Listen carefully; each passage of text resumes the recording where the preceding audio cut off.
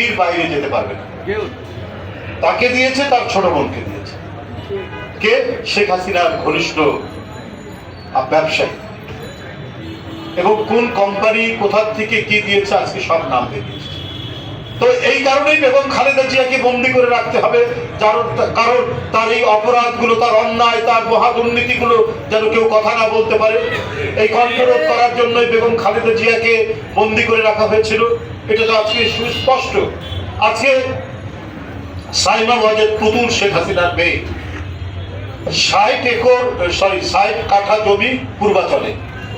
আমাদের সকল নেতৃত্ব দিয়ে আমাদের আজকে এই পর্যায়ে এসে শেখ হাসিনার বিরুদ্ধে লড়াইয়ের জন্য অত্যন্ত সাহস দিয়েছিল, অত্যন্ত তারা ভূমিকা পালন করেছিল। দূর থেকে আমরা তাদের নির্দেশনা মেনে তার কাজগুলো করে ইনশাআল্লাহ হাসিনা সরকারের বাধ্য করছি এই দেশ থেকে দাঁড়ানো। বন্ধুরা আমার,